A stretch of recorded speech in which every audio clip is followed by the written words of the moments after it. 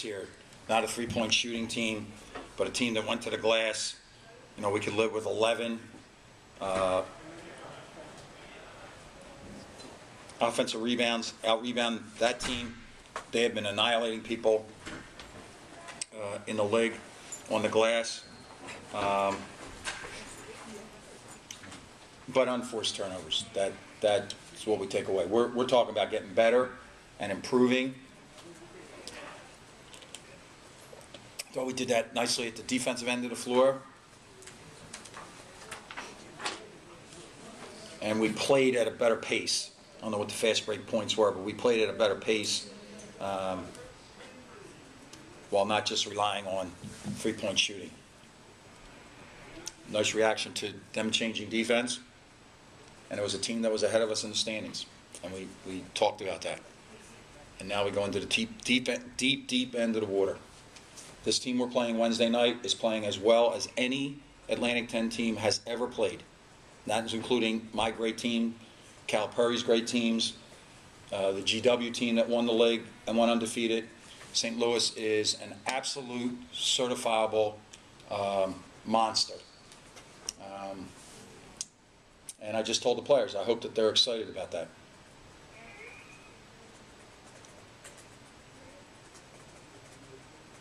You look a little different with a healthy and playing well last game, don't you? Well, I thought that he played at a better pace. You know what I mean? And fresher. The players deserve all the credit for how they came out, how they started. And you could get worried. The first two possessions was 2 layups. But I really thought that we guarded. And that the guarding allowed us to get out, down the floor, and make some plays.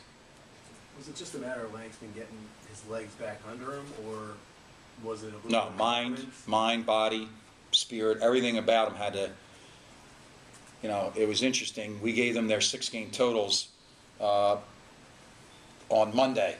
We break it out into 6-game seasons. And his 6 games... his last 6 games were the poorest that he's played. I mean, shooting percentages were 23%. It wasn't about trying harder; it was about playing better. And he came up afterwards and said, since the illness, not the injuries, but the illness, I haven't felt the same. And I looked him dead in the eye and said, "It's not about that. You haven't been the same.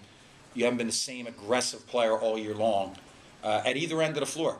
And I thought he did a nice job today defensively, because we gave him the matchup of Chroma, who is really their second leading scorer.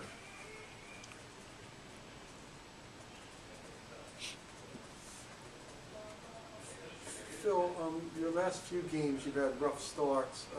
How important was it to kind of change that? You've had the last 3 first halves you were outscored, and today... Well, no, it's interesting, Mark. We talked about the team. In our last 6 games, we've been outscored by an average of 5.5, or 6 points. So it's somewhere in there. I forget the exact number. I think in the last 6 games, yeah, it's a little over, we've been down. And it's really been the end of the half. It's not the start of the game. It's the end of the half, if you look at it. When we get into some kind of foul trouble and we're not quite there. So today we had foul trouble. Halil had 2, and I let him play it out, and Ron had 2. So I'm more concerned about the end of the half than the start of the half. But I guess what I was saying was then they had to chase you instead of like Richmond, you having to chase other teams. But even saying that, Mark, I think that the first play of the second half was a big deal. We got a layup. So it went 11-13. And I don't think it ever got closer than 8 at any point in time. So, it's not something that we're used to playing that way. But I give the players the credit. And even when it got to 8, Tay got a steal, Langston got a 3. It was a great read. There was another play where it was a little shaky, and we got a lob to CJ.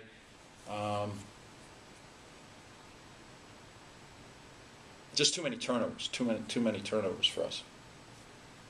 Phil, do you think it was a physical rest as a team, or do you think just like kind of getting away from the kind of the grind? Or... No, the grind's still there, Aaron, to be honest with you. The grind is still there, and I've talked to this team about that. See, the grind, and I mean this respectfully, has to do with you. And has to do with the social media world that they live in. And I got two guys in there that they read every word that's written about them, about us, about me, and it wears on them. And it wears about them.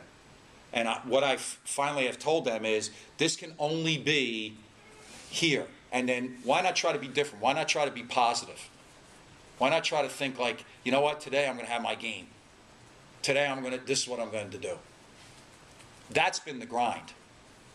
You know what I mean? And it's not time to do a season retrospect. We got a lot to accomplish with this group. But when you go back and do the retrospect, it's going to be having to deal with, you know, all of this, you know, this happened, that happened. You know, you start the season with suspension. So they've had to deal with a lot away from the court.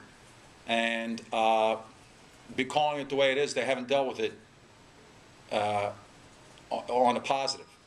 You know, it's like they're always trying to, well, excuse us. You know what I mean? Like, it's like last Saturday. We tried. We did everything. We won at the Big Five championship, and we came up short. Now I knew we had a week off, but there's never a day off for these guys. And now I wish they would choose not to be involved in that, but they do because they're kids. Thank you. Did Dave give you some stuff already?